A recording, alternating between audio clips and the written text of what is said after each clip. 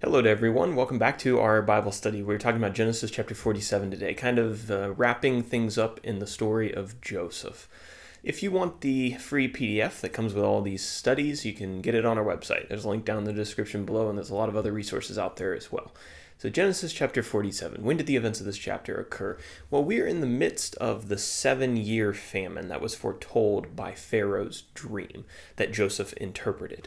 That famine probably lasted we know it lasted 7 years. Approximate dates for that are 1708 BC to 1701 BC. In terms of our characters, you're going to be pretty familiar with all of these individuals if you've been studying along with us. We have Joseph, who is the son of Jacob and Rachel. He is a very powerful man in Egypt at this point, and all the people from Egypt and the surrounding countries come to him to buy food during this 7-year famine. We're going to talk a little bit about Joseph's brothers, who we've been introduced to many times in the last couple chapters. And then Pharaoh, who's king of Egypt. He's Joseph's boss. And then Jacob, who is Joseph's father. He had 12 sons. And if you remember, his name was changed to Israel by God a couple chapters ago. And then finally, I guess a new group of people. This would be the citizens of Egypt.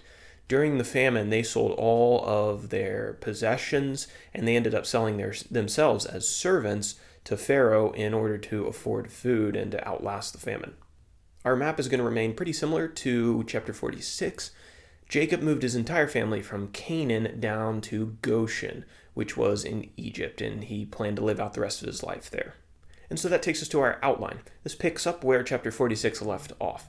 Joseph is going to present his father and his brothers before Pharaoh in the first 12 verses. Right at the beginning, Joseph takes 5 of his brothers and he takes them as kind of representatives of their family before Pharaoh. Pharaoh talked with them and he asked them what they did as an occupation. They told him that they were shepherds like their fathers had been shepherds, and that there was no pasture land in the land of Canaan any longer because of the famine, so they wanted to come down and live in Goshen. And Pharaoh granted their request. He told them that they could live in the best of the land. Then Joseph brought his father, Jacob, to meet Pharaoh, and Jacob blessed him. We're told that Jacob was 130 years old when he appeared before Pharaoh. And after departing Pharaoh, the family went, they settled in Goshen, they flourished there, and Joseph brought them food from his own storehouses to provide for them.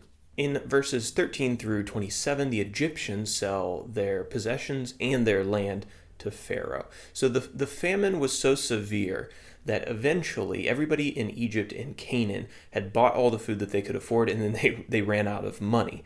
And so they appeared before Joseph and they said, "Please give us some food to eat." And Joseph agreed with them that he would take their livestock as payment for food. So the next year they paid Joseph with their livestock. But a year after that, they ran out of livestock. And so they appeared before Joseph again and they said, "Please give us something else to eat." And Joseph told them that he would sell them food in exchange for their land and their service to Pharaoh. So they actually agreed to this. They were happy to do it. They sold all of their land to Joseph, and he kind of accumulated that under the crown of Egypt. And then they served Pharaoh as well in different ways. Joseph agreed to give them seeds so they could plant them in their field and the land of Egypt wouldn't go desolate. The agreement was that he would give them the seed, but then they would have to return a fifth of their harvest back to Pharaoh. So as you can imagine, the crown of Egypt, or the Pharaoh of Egypt, became extraordinarily powerful and extraordinarily wealthy during this time. And then in verses 28 through 31, the end of this chapter, Jacob's burial requests. So the Bible tells us that Jacob's family settled in Goshen and that they, quote, gained possessions in it and were fruitful and multiplied greatly. So this is the beginning of that great nation that had been promised to Abraham and Isaac and Jacob. And when Jacob sensed that the time of his death was approaching, he called Joseph to him and he asked him to swear an oath that he wouldn't bury his body in Egypt, but rather he would take it back to Canaan and Jacob's body would be buried with his fathers. And Joseph agreed to this and he took the oath. And Jacob's not going to die quite yet, but we are told that he lived 147 years and that 17 of those years were spent in Egypt. And so that wraps up Genesis chapter 47. Let's finish up with our application.